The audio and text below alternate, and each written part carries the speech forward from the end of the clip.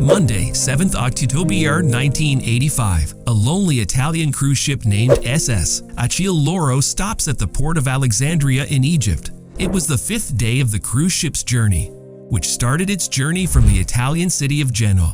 A total of 748 passengers and 450 crew members were present in it. 651 passengers had disembarked from the ship at Alexandria port and boarded the bus. These guys were going to Cairo for the pyramid sightseeing.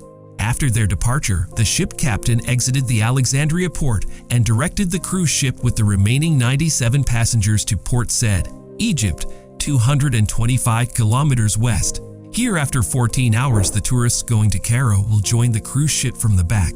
Whatever happened till now was pre-planned, but after that things started going wrong. After 14 hours, the tourists going to Cairo reached Port Said exactly 10:30 p.m. in the hope that he will join his comrades from back, but there was no sign of lonely waves. First, they were told that the cruise ship was delayed because of traffic going to the Suez Canal. But when the cruise ship did not reach there even after waiting for 3 hours, they were told the truth. Looks like the last wave has been hijacked. Welcome back to Casual Grip again. There were also 4 hijackers among the remaining 97 passengers. He probably smuggled his weapons into a fuel tank, which is why there was a lot of smell in his room. Immediately after leaving Alexandria port, he was sitting in his room, using a hairdryer to amuse his killers. Then a waiter came to his room to serve fruit which was opened by mistake. Perhaps they didn't have to hijack a ship near Alexandria port, but because the hoax had broken out, he immediately went to the ship's dining hall, terrorized the passengers, and started making them hostages. Who were these hijackers and what was their purpose? No one knew till now. A hostess asked him who he was, to which one of them replied that he was a Norwegian national. Before the hijackers could reach the ship's radio room, the operator stationed there broadcast an SOS call, reporting that the lone Lavrov ship had been hijacked. This SOS call was received by a radio station in Sweden. The hijackers did not know about this SOS message, and they captured the radio room and shut down all the communication systems of the ship. A hijacker asked the ship captain to come to the sand bridge on a loudspeaker. When Captain Gerardo arrived at Darrow, he was greeted with a few bursts of machine gun fire. Hijackers loudly said something in Arabic language and then in broken English asked to go to a Syrian boat 500 kilometers away. This was the point when the ship captain realized that these note features could not be national. He also asked the ship captain to tell the 450 crew members to continue doing their duties usually, but not to be seen around any of the hostages. Under gunpoint, the captain had no option but to obey the hijackers' orders. Alone, Laura was now on her way to Syria instead of Port Said in Egypt. The terrified hostess and the ship's crew could not understand what was going to happen to them. The sun was about to set on the 7th, and the hijackers asked all the hostages to sleep on the ground. On the other hand, the SOS message received by Sweden's radio station had already created panic all over the world. The Italian crisis management team was activated as it was their cruise ship. But the US did not take this matter so seriously earlier, and when they came to know that there were American nationals on the cruise ship, then the US crisis management also swung into action. It was a terrorist attack in their eyes, and the US had no policy of negotiation with terrorists. But the issue was that till now 3 different countries had been affected by this hijacking. There were passengers from the US, the ship was from Italy, and the incident took place in the territory of Egypt. So now the Buffalo was talking about which country should take action. The US thought that the ship belonged to Italy, so Italy should take action first. However, the Italian government wanted to solve this hijacking not on the strength of force, but through negotiation because Italy didn't want to do such an act, which would spoil his name in the Mediterranean countries, and wanted to deal strictly with these hijackers in the US. That's why the US refused all the countries on the coast of the Mediterranean that no one should allow Lavrov alone to come to their top. The next morning, on October 1, Lavrov alone had reached close to Syria. Captain asked permission to come on Titus's boat, but because the US had already alerted everyone, the Syrian authorities did not respond. After this, the hijackers started separating the hostages according to their national team. It seemed that he was looking for Americans and Jews.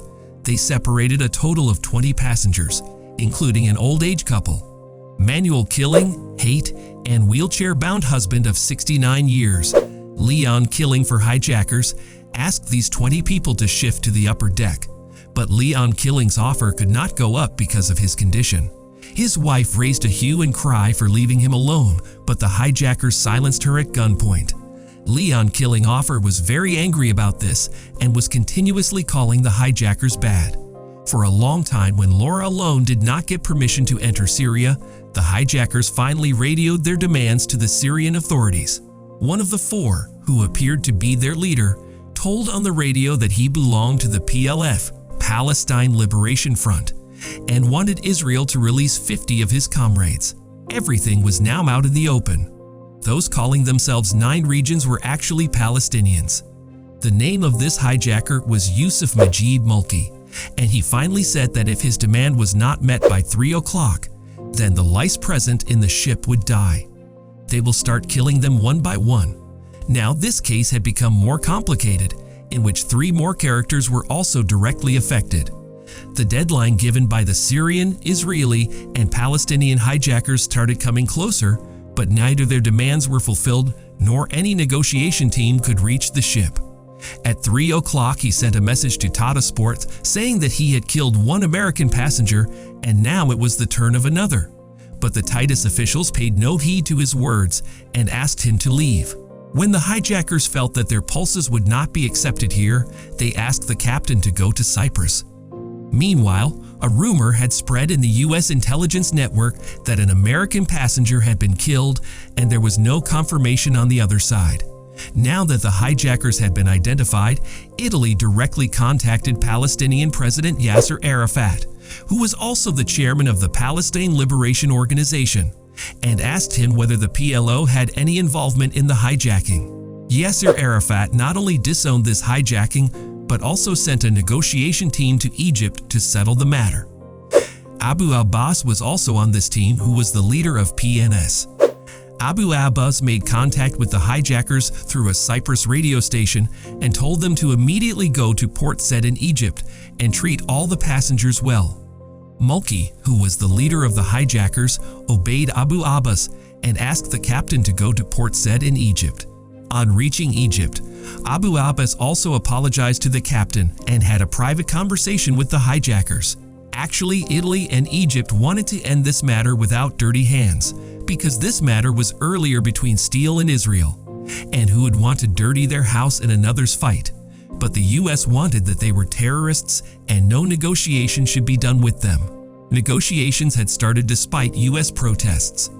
Italy and Egypt wanted the hijackers to be handed over to the PLO, and they would then punish them for ship hijacking. The next day, on October 2, Captain Feroz publicly assured everyone that all the passengers and crew on the ship were absolutely safe by giving a radio message. After this message, Italy and Egypt decided to give safe passage to the hijackers. Ekta Kapoor was brought alone to Lavruf, in which 4 hijackers sat and disappeared after coming to the mainland of Egypt. Everyone felt that the negotiation has been successful and the hijackers have withdrawn their demand. But in reality, the hijackers got Captain Rosa to broadcast this message at gunpoint. Yes, when we were not giving permission to the Syrian official ship, they actually killed a passenger, and that passenger was sitting in a wheelchair like Zion Killing. The hijackers threw the dead body of the Killing offer into the sea. This news, received after several hours, created a stir. The hijackers who were set free had actually disappeared on Egyptian soil after committing a heinous crime. Now all the guns turned towards Egypt. Italy asked Egypt to hand over the hijackers to them, but Egypt was also running away from the matter. Egyptian President Hosni Mubarak said that the hijackers had left Egypt and he did not know where they were now. But in reality, US intelligence got the news that Egypt was sending them on a plane to Tunisia, where they would be taken into custody by PLO representatives. On October 2, at 6 o'clock p.m., a civilian aircraft was about to leave Egypt's Al Meja Air Base, in which the 4 hijackers were being sent to the world, and neither the hijackers, Italy, nor Egypt knew that the US crisis management is going to intercept this ship in the air itself. 4'3" fighters, 2 260 air tanks, and 22C radar planes started patrolling over the Mediterranean. As soon as the hijackers' plane took off, fighter jets of the U.S. Air Force were alerted and started chasing it. After being in the air for an hour and a half, FT aircraft surrounded the plane and asked the pilot to land at Hila, a NATO airbase in Italy. The pilot tried to contact the Egyptian airbase, but Russian radar planes had already jammed its radio signals. So the pilot's Egypt. No contact could be made with the base. The pilot had no other option and headed towards Sicily, where the idols landed at 12:10 a.m. on October night, and the ship landed at Signal Air Base Sicily. Nobody knew about this operation. Italy itself came to know about this operation when the ship was about to land at Nella Air Base. Now, because this ship had landed in Italy, the ship was also hijacked in Italy, and the murder also took place on the Italian ship itself. For this reason, Italy had the first right to take their custody, but the US wanted to take their custody. The landing ship was surrounded by 80 US commandos and 80 commandos by 300 Italian commandos. Italian and US diplomacy continued meeting for several hours, and then finally a call came from Washington in the morning, and they ordered American soldiers to retreat. The agreement between Italy and America was on the condition that Italy would get these hijackers punished.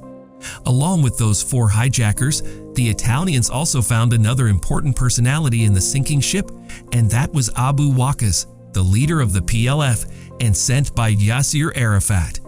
Due to the presence of Abu Abbas on the ship, it is believed that he had planned all this hijacking.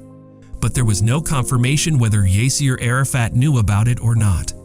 Abu Waqas was released by Italy due to lack of evidence in connection with the hijacking, while the 4 hijackers were prosecuted and punished.